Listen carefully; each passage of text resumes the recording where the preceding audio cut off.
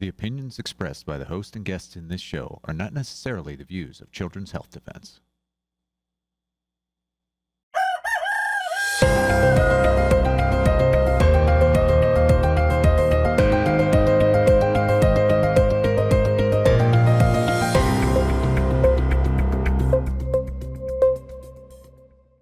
Good morning, CHD. Welcome to Pediatric Perspectives, where we are taking a look at children's health challenges from a different perspective, one that includes critical thinking and one that's not afraid to give you the honest truth and ask the tough questions. It is an honor and a privilege to have as our guest today a friend and somebody I respect deeply, Neil Miller. Welcome to Pediatric Perspectives, Neil. Thank you for having me, Paul. I'm glad to be here. Thank you for coming on. We are going to address in this episode primarily what happened to a very, very important study that you published on SIDS. But before we get to that, I just have to tell the audience, if they don't know you, you wrote the book that solved a huge dilemma that I had as a, pediatrician in the mainstream, becoming aware that vaccines were causing issues, but I never had the chops to just quote, like people who can just quote chapter and verse, and you did it with your Miller's Review of Critical Vaccine Studies Volume 1 with 400 studies that show the other side of the vaccine issue, right? I mean, where vaccines Yes. cause side effects and problems. But really exciting, folks, is this book is now available, and this is the follow-up, Volume 2. Full disclosure, thank you for inviting me to write your foreword for that. But the book stands alone, and it is the best companion you could have with you if you need to talk about the vaccine topic, but you don't have those references at your fingertips. It's all done for you in this book. Another 400 studies. Thank you, Neil. That is another masterpiece. I really, really appreciate that. Thank you, Paul. Let's jump into your study. Your paper on vaccines and sudden infant death was published in 2021. I mean, that's 5 years ago. And I mean, I used it as a major reference for my chapter in VaxFacts on SIDS because it was the best study out there. Most studies, from what I could tell, and you're the expert on this because you've really done the deep dive into the research, but from what I can tell, most studies don't look at the temporal association with vaccines. So they can't even answer the question because they're not looking. What prompted this research and what questions were you seeking to answer? And share an overview of the study if you wish for people who may not be familiar with it. Well, I've studied vaccines for more than 4 decades. When I began this work, public concern centered less on autism and more on sudden infant death syndrome, SIDS, particularly reports of infant deaths following DTP vaccination. In writing this paper, published in 2021, I had three objectives. First, I wanted to document the history of SIDS. Prior to the 1960s, these deaths were commonly referred to as cot death. Following the introduction of several new vaccines and national immunization campaigns, reports of unexplained infant deaths increased. In 1969, researchers coined the term sudden infant death syndrome, SIDS, and by 1972, it had become the leading cause of post-neonatal mortality in the United States. The CDC established a dedicated SIDS cause of death category in 1973. So SIDS never existed, that term, until they nationalized the immunization program and required vaccines for all children to go to school. Second, I analyzed data from the Vaccine Adverse Reporting System, VAERS, to determine whether a statistical signal could be detected.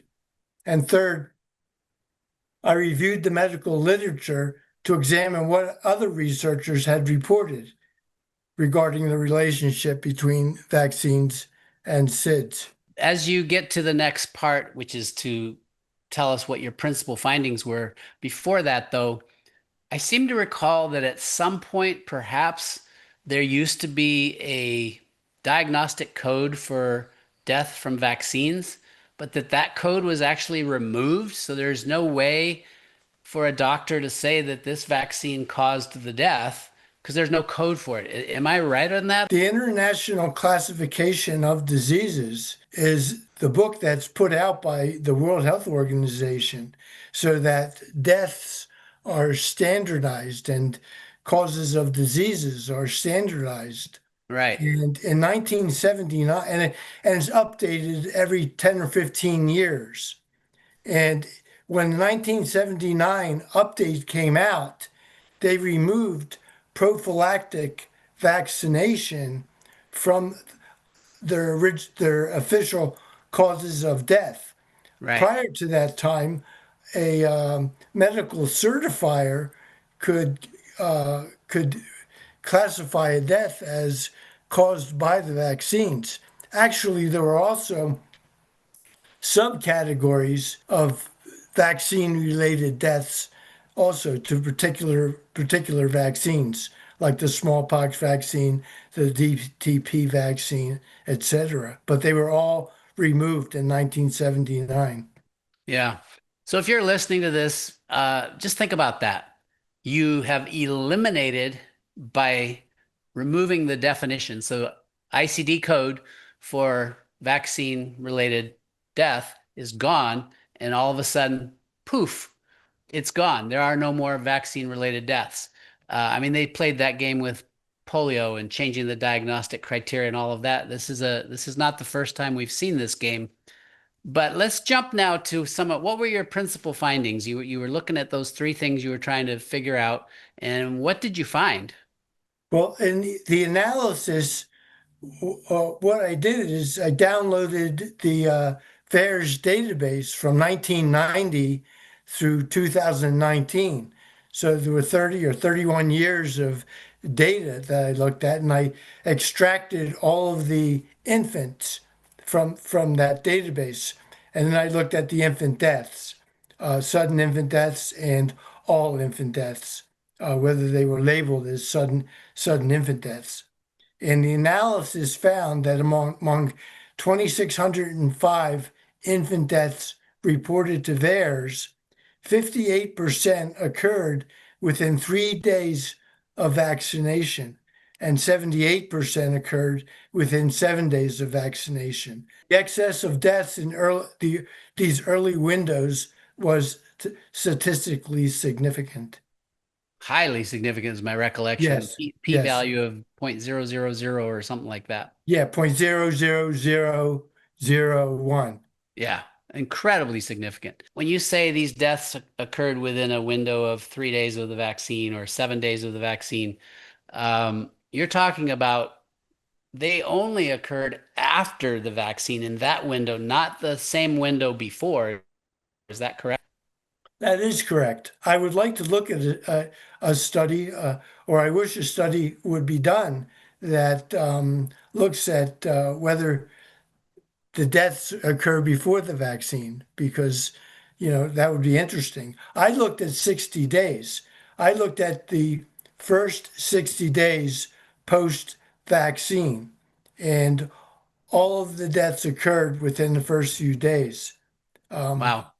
I That mean, that was that's why I speculate why my paper was pulled.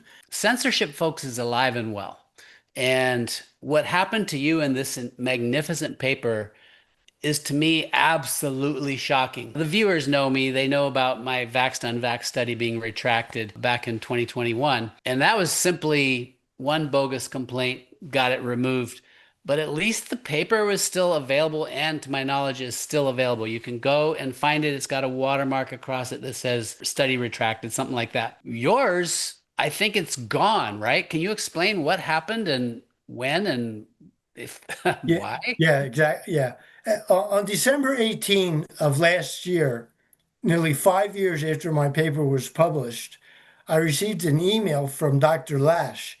He's the editor-in-chief of Toxicology Reports, and he informed me that multiple parties had raised concerns about my article and directed me to two external links. One on PubPeer and another, which, by the way, a lot of people call pub smear, um, be- be- but and another on a social media site where the criticisms were posted. I've got more to say on this, but that's kind of ridiculous that I had to go to a social media site to respond to these questions from people that have it should be taken up with the journal, and that's the way it used to be done. But anyway, the concerns were largely raised by a single individual known for frequently criticizing published research. And in my view, most of the issues were minor. She brought up 8 issues that I had to respond to, and I responded thoroughly. I provided a detailed response addressing each point. Shortly afterward, I received a letter from the ethics department of Elsevier, is the parent company of the journal. Elsevier oversees, it's like the umbrella organization for like over 100 different Yeah. journals. And Huge publishing house. Yeah. yeah, Toxicology Reports was the journal that my paper was published in. Um, so they were stating that my article contained potential methodological flaws and could influence medical practice, and therefore is being removed from the scientific record, not retracted. With retracted, you can still read the paper like you were just describing. Like when your paper was retracted, people could still go up to read it to see what was going on. My paper, they were saying it was too dangerous for people to even read. It was too dangerous for scientists and researchers to be able to read. I requested clarification on the specific methodological flaws, but my questions were never answered, and the discussion was not continued. Wow. So, I mean, you published in a mainstream peer-reviewed journal, Toxicology, right? I mean, this is about as mainstream as you can get. And you're absolutely right. There is a procedure if a published study that's been peer-reviewed, and your study was peer-reviewed, did the peer reviewers find any methodological flaws or any concerns? During peer review 5 years ago, I also have to mention that the people that wrote those complaints, they did it almost immediately after I had got my paper was published. So a lot of people say one person was able to get my paper removed from the scientific records. But I don't really believe that was true because it stayed there for 5 years. Last year, before they contacted me to ask me to respond to these questions, which, as I said, they were 5 years old, these questions. Peter McCullough was discussing my paper, and so was Dr. Pierre Corey. Dr. Pierre Corey and Dr. Peter McCullough were discussing it quite a bit, and my paper was also receiving a lot of citations in other scientific papers. So I think that the editors and anyone that was behind the editors, they were worried about vaccine hesitancy, and they were worried that my paper was catching traction, and so it was now a concern. So they went to the critics, or the one critic that complained about my paper and had me respond. I think that was just a facade. It was just an excuse, but they really had already set their mind to the fact that they were going to pull my paper anyway. But anyway, let me talk about when my paper was about to be published and it went through peer review. The journal cited potential methodological flaws and the possibility that the paper could influence medical practices as the reason for removing it from the scientific record. That was currently, but in my experience, the concerns raised during peer review were different in nature. At that stage, I was asked to remove portions of the manuscript. For example, although the data showed that about 90% of SIDS cases occurred in younger infants, the narrative discussion of this finding was rejected by the peer reviewers. So I instead included the information in a demographic table. So you can see it in I think it's table 1 or table 2. It's in there. But reviewers also noted that patterns in the various tables could suggest a toxic effect rather than conventional reporting bias. And they indicated that identifying evidence of such a toxic effect would strengthen the paper. So in response, I added further analysis suggesting a possible toxic incubation period, along with supporting biological plausibility from a neuropathologist. So, Neil, I mean, this finding of deaths seeming to happen in younger children fits with my experience. As I coach others and travel around the country speaking and meet people, I mean, we're meeting family after family whose infant died right after the 2-month shots, the 4-month shots, the 6-month shots. They take a healthy baby, typically healthy or a slight cold, which you really shouldn't vaccinate if your child has any cold, if you were to vaccinate at all, which is questionable, highly questionable. But these visits are killing babies. It's temporally associated. Well, Dr. Torch in 1984 and again in 1986, um, he actually did a study of SIDS back then, and he found that SIDS occurs most often. It was seasonally, so babies used to die in the winter more than any time else. But with the vaccines, we're just picking up from the 1960s.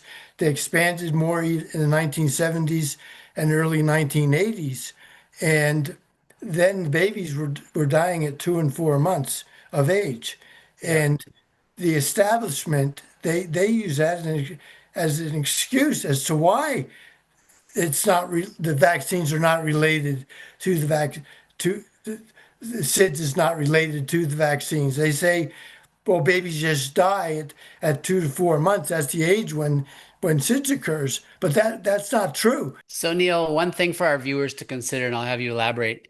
If SIDS is a random, we don't know why, but kids are just dying in infancy, it should happen evenly throughout the month, evenly throughout the 2 months from birth till that 2-month well visit, from the 2-month well visit to the 4-month well visit. It's not happening that way. And this is why your study was so important, is so important, needs to be reinstated, or hopefully you can republish it. But the deaths that you identified from the data of 30 years is showing this clustering right after vaccines. And you were so careful in your paper to say, I'm not proving that vaccines are causing SIDS. I'll just go on the record because I don't have a paper being reviewed. It very clearly shows, yes, an association, but there's also plausible mechanisms. So when you have association and you have that timeliness of right after, not before, and we know how it can cause the respiratory center in the brain to shut down, the massive inflammation in the brain, we found the smoking gun, folks. Vaccines are killing babies. I'm sorry. But anyway, I know those aren't your words. You're being careful, and thank you for that. And thank you for this study. What do you say to that? The fact that the deaths are not evenly spaced throughout the month. Well, that was the clustering that took place at 3 days and 7 days of age. But I also found another pattern. Well, first of all, I want to mention that the doctor, Dr. Lash, I mean, and Dr. Pappy, he was from the Elsevier's so-called ethics committee.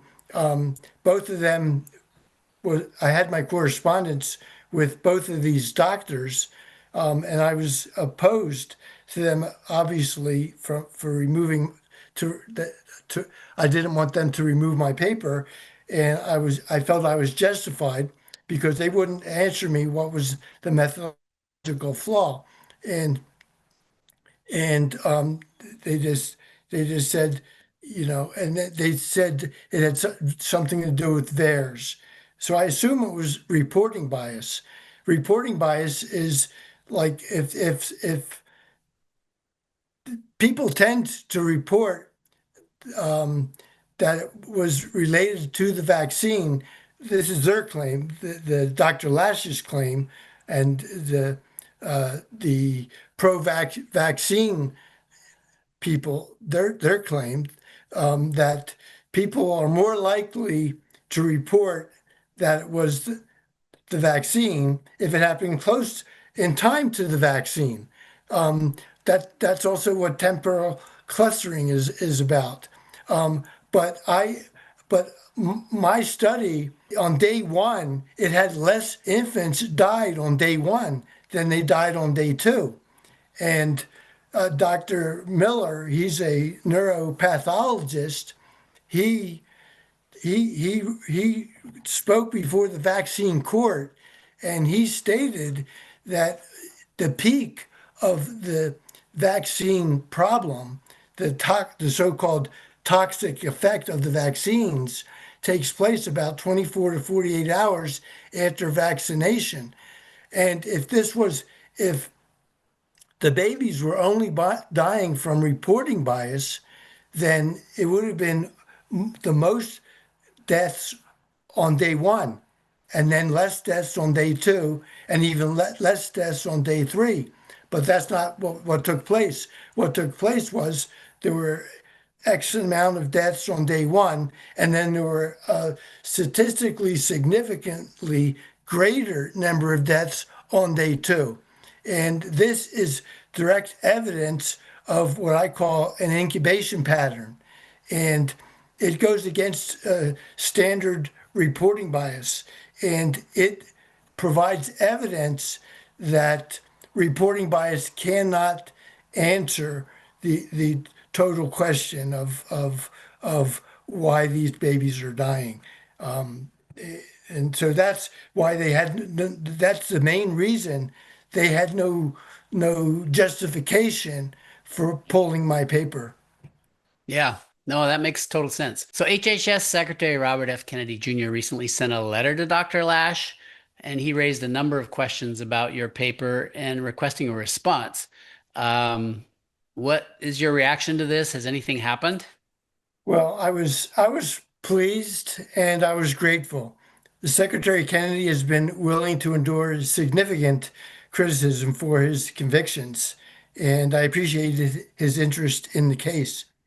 My hope is that scientific research is evaluated on its merits and that papers are not removed simply because their findings are controversial or challenge prevailing views. Now, Secretary Kennedy did give Dr. Lash 2 weeks to respond.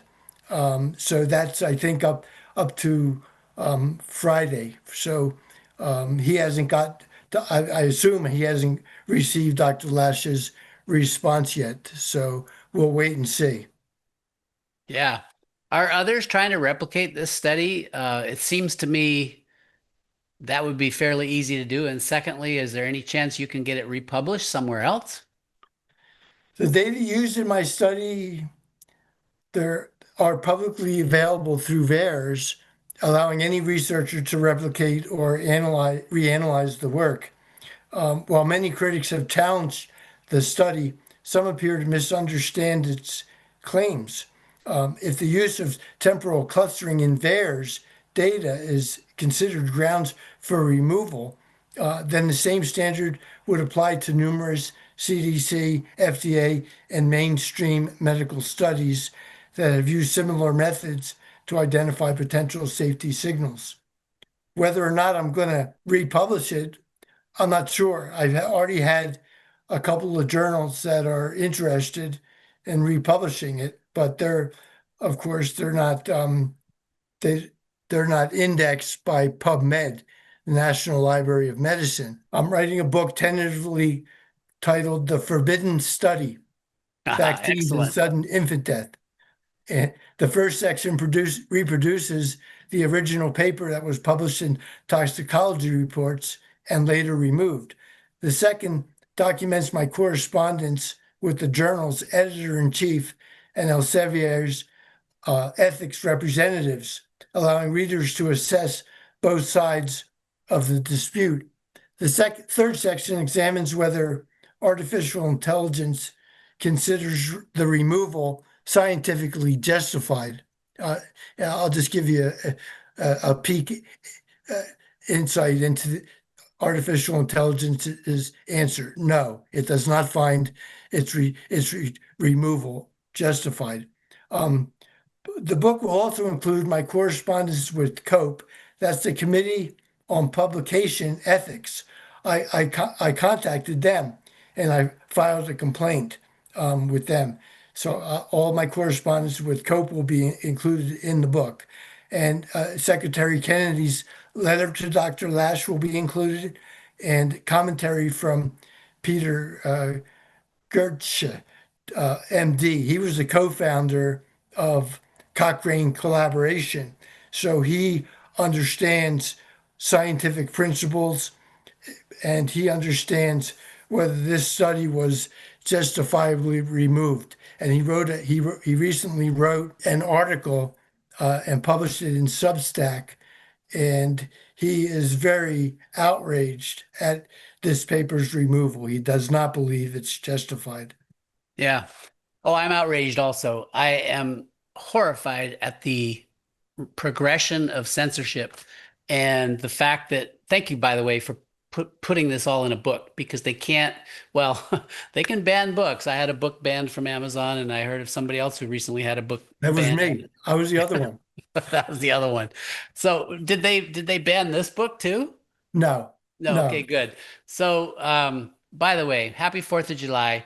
We are thank you. fighting for freedom. Yes. And this author and researcher, this book here is about health freedom in the vaccine space. What happened to your study seems to be something that's been happening for a long time, but it's escalating. I mean, now they're not just retracting, they're removing it from the literature. Imagine that. The most, in my opinion, the most important study on SIDS and vaccines was your paper.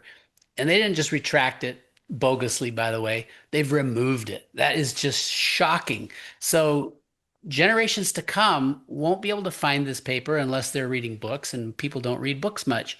We have our work cut out for us. What is this doing to your career, and what are your plans moving forward as we try to ratchet up our fight for freedom? This is a country that was based on truth and freedom and the individual's right to decide what happens to their body. How is this affecting you moving forward? I've long faced criticism and hostility from those who strongly support vaccination. So the reaction to this paper did not significantly change my professional experience or views. I'd like to see additional research examining the biological plausibility of infant deaths following vaccination. That's one thing I'd like to see. Dr. Gary Goldman recently co-authored a paper addressing this issue, but more work is needed to better understand the underlying mechanisms. Looking ahead, I believe that infants receive too many vaccines concurrently. While additional research may be useful, I would like to see greater attention given to the potential risks of this practice and more explicit communication to parents about those risks so they can make informed decisions regarding their children's health. Yeah, thank you for that.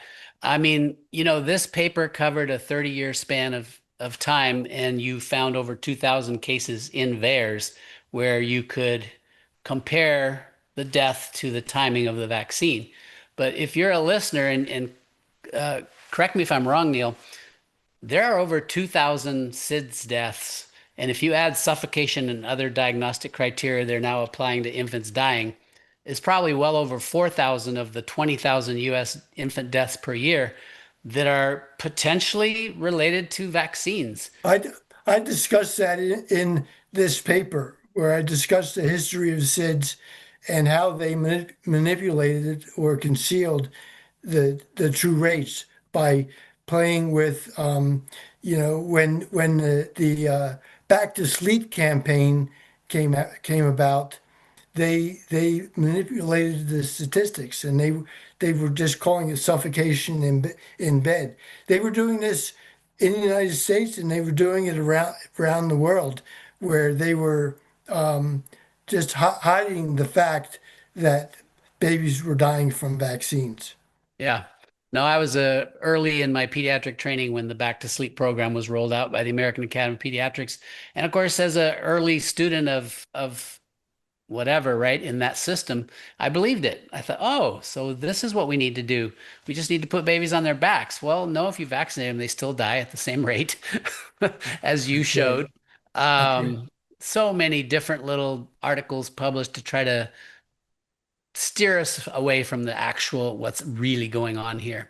By the way, I just want to point out to your readers, PubMed has yet to remove my paper. So anybody that's interested, go up on PubMed and search for vaccines and SIDS, and you'll be able to download the complete paper, and you can save it for posterity. And it hasn't been removed, and the the people that are causing this problem, or partly causing this problem, are complaining about the fact that it has not yet been removed by PubMed. Now, I don't know why it hasn't been removed by them. If you go up to the toxicology reports, or Elsevier's site, it's been completely removed, but you can still get it, probably just for a little while longer. Wow, that's an interesting factoid. I don't know what to do with it. Well, I'd like to give you the last word. I want to thank you so much for not only that study, which was a masterpiece, but also for this masterpiece new book, Critical Vaccine Studies, Part 2, the next 400 important studies. It's you're doing a really important work for our nation and for the world. But your last word, can you find any hope in all of this? We shouldn't lose hope, because there's about 500 vaccines still in the pipeline, and a lot of them are the new mRNA. They're still in the pipeline, and I don't think they're going to stop these anytime soon. Even with Bobby Kennedy in office, or in as the HHS secretary. But we can help individual parents. We can help individual children. We can talk to parents, and we can help them to make more informed vaccine choices. So there's hope that we can still save some of these children from the hardships, and the chronic diseases, the chronic adverse effects, and the deaths caused by the vaccines. So there is still hope. Thank you, Neil. Amen to that. I second that. Happy 4th of July. Let freedom ring. And in your family, if you are a parent and you're watching this, or a caregiver or a guardian, you are the last stop. You are the one who can protect your child. Grab hold of Neil's latest book. It is absolutely a masterpiece. Thank you, Neil, for your words of wisdom, for your amazing work. Keep it up. Folks, get a hold of this book, Miller's Review of Critical Vaccine Studies, Volume 2. I know it's... Thank you for having me, and allowing me to share exactly what happened, because there's no methodological flaws in that study. That's just nonsense. Yeah, no, it is nonsense. And you pointed out the most important thing, the take-home message I wanted to leave with you all who are watching. If you're still with us, thank you for sticking out till the end. But you, the parents, you, the guardians, you are the last stop in protecting your children from harm from these products that have not been properly safety tested. And Neil, thank you for bringing that information to our attention. You can catch me at kidsfirstforever.com. I coach and educate, and it is always a pleasure to be with you. I look forward to seeing you next week.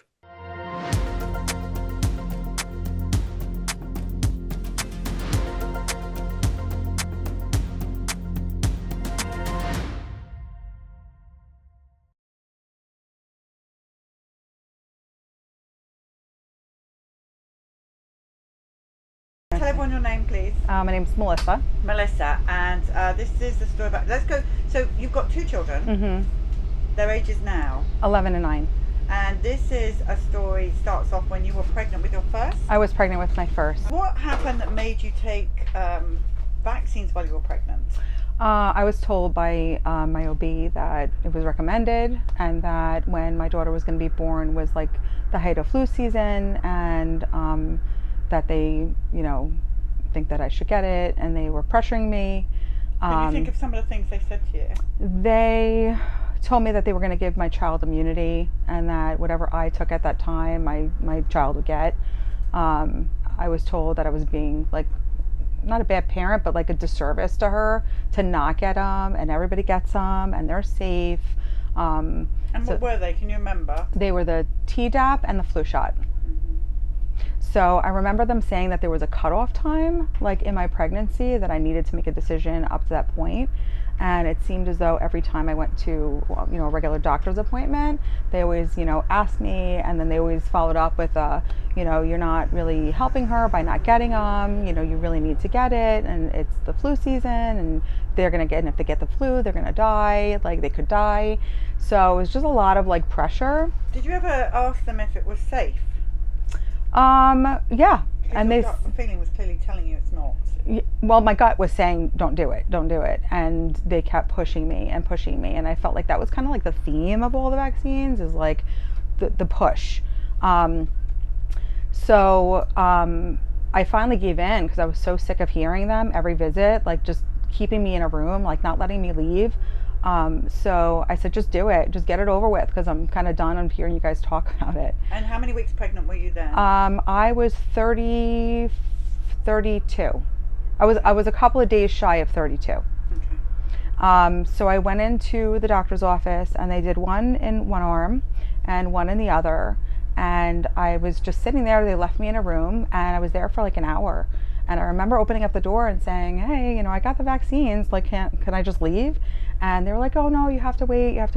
I realize now that they were waiting to see if I had a reaction, because there was no reason to keep me for an hour after I got the vaccines. I went home, all was fine, and I had like a regular doctor's appointment, a regular checkup 2 days later, because I was over the age of risk, so I was high risk at that time. And my blood pressure was very high. And my OB said to me, you need to go to the hospital. And I said, is everything okay? And he said, well, your blood pressure is really high, and we just need to monitor you and make sure everything's okay. So I went into the hospital, and it was still high, and they tried to induce me at that point. But my daughter, my baby, was in distress. She wasn't doing well. So after 16 hours, sorry. No, it's awful what they did to you. Thank you. We had an emergency C-section, and she came out not breathing. So. No breathing. No. So I remember saying, like, is she okay? Because I didn't hear anything. And the nurse just said they're working on her. So it was about 8 minutes that she had lost oxygen, and I passed out after that. I think the whole situation was just very traumatic for me. So I passed out for like 4 hours, and I woke up, and I remember saying to my husband, like, is she okay?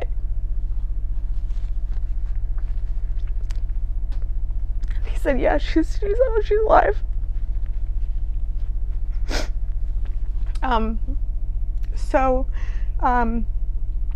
after that, when she was like in the NICU she's a fighter. She was in the NICU for about a week, and she had some trouble getting out when they were trying to take her out. So she had a lot of bruising. So she was under the bilirubin lights, and they thought they broke her clavicle bone trying to get her out, and they gave her an X-ray as soon as she came out. They broke her clavicle bone? Yeah, well, they thought that they did, trying to get her out, because they couldn't get her out of me. So she was under the bilirubin lights for about a week to take care of the bruising. And she was a little preemie, 4 pounds, 7 ounces. And she was, how many weeks was she born? 32. 32, wow. So she was 6 weeks early. So right after you had those shots? 2 days later. Yeah. So I got it a little bit later in the day, and then one day had gone by, and it was the next day that I had my appointment. So So when she was in the hospital, did they give her vitamin K and Hep B? So they gave her the vitamin K. They told me that I couldn't refuse at the time. And I said, I want to hold off on the Hep B.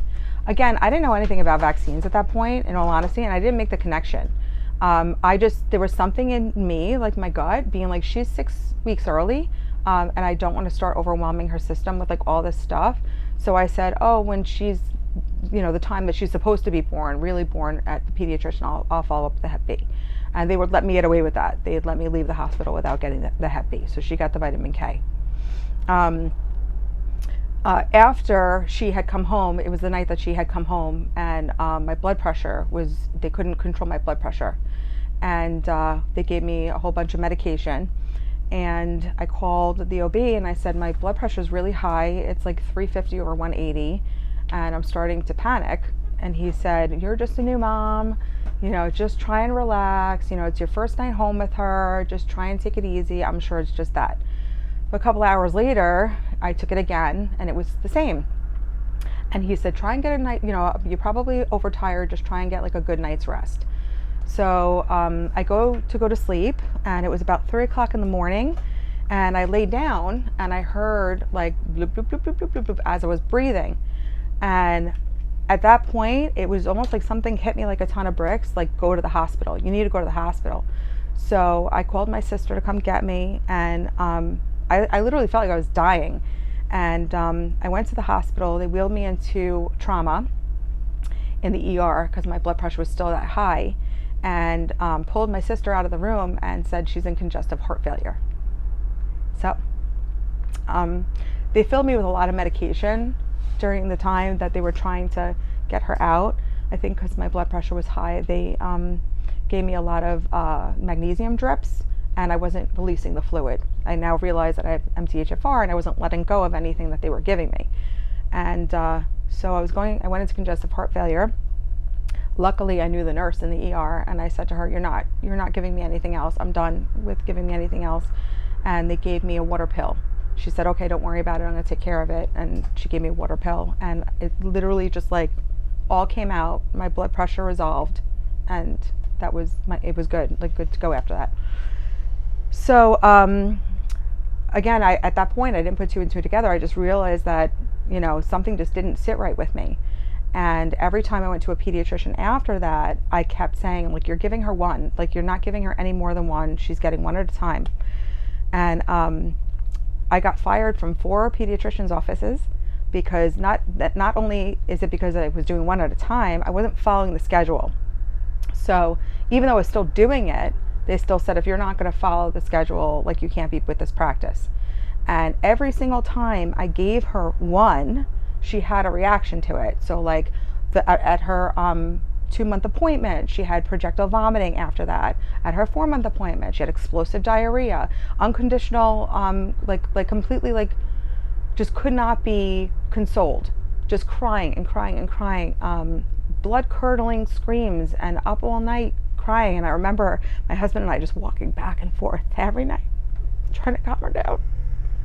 And every time we were told, like, oh, it happens, it's just a coincidence, it's it's normal reaction, like, she'll get over it, it's fine, just give her Tylenol, it's always Tylenol, give her Tylenol. And I just remember being in one of the pediatrician's offices, and even though I agreed to the one, she stood in front of the door and wouldn't let myself and my husband and our daughter leave until she told us a whole story about how she was there for polio and survived polio, and you should have been around, you shouldn't even question it, your child could die without these vaccines, the whole gamut of the bullying at every pediatrician's office. So then I ended up having my second daughter, and same thing happened. I had her, she was okay. Came out, regular time, normal time when she was supposed to come. I brought her to her first appointment, and I said, we're not going to do any vaccines. And they did the same thing. They bullied me. They kept me in the office. They wouldn't let me go. And I had it in my head, like, they're going to do something. They're going to send somebody over, So I said, you're going to just give her one, which was the DTaP. Why did you have to go to the paediatrician in the first place? Is it the law of the country that you have to go to a paediatrician with a newborn baby? It was just, you go for your 2-month, right? That's what you're told. So you just how follow do what we you're break told. that with these young mums, because this is where it all starts. I think telling, obviously, people hearing our story and hearing, what other people have gone through, maybe would stop that from But happening. it's not a law that you have to have a paediatrician, is it? No, I don't think so. We need to find out. Yeah, I don't think so. Anyway, carry on.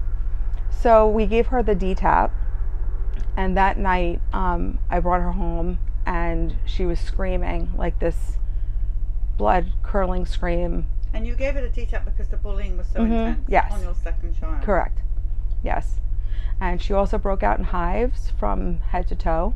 And I brought her into the doctor the next day, and I was like, she's obviously having a reaction to something. She has, and they said, oh, it's eczema. And I said, but she didn't have eczema yesterday. She has eczema now after this. And it was one of those screams that, like, those ear piercing screams. And at that point, I couldn't even put her in a bath. She reacted to everything. I would put her in regular water, and she would, like, be bright red and break out in hives. Anything I put on her skin, she would break out in hives. She would scream, and so that was It's called the DTaP scream for a reason. Mhm. Parents have named it that. Yeah. Was that the last vaccine? That was the last vaccine she got. Either one. That was after that. I was like, that's it. I don't care. We're not doing anything. Thank God. Yeah. And so how are they today? They're doing well. My oldest one still has some processing. She had early intervention for 3 years because of what happened to her. So we had, special education, we had occupational therapy, physical therapy, all the things when she was younger. And she still has processing issues. And my little one still has eczema, what they consider eczema, and allergies, which I definitely think came from getting those vaccines. So we're doing well because we do things a lot differently now after the 2-month appointment. What advice would you give to people watching now? I think listen to your gut. I had that in me. I had it in my gut, and it was like against every fiber of my being, and I felt it, like, don't do it. And I kept hearing, don't do it, in my head, don't do it.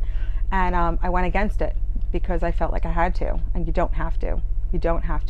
And there's a wide array of people that are there to support you, and just listen to your gut and research everything, and get your own information and look things up. If you don't believe it, look it up yourself, do the backgrounds, do the research, and make connections with people.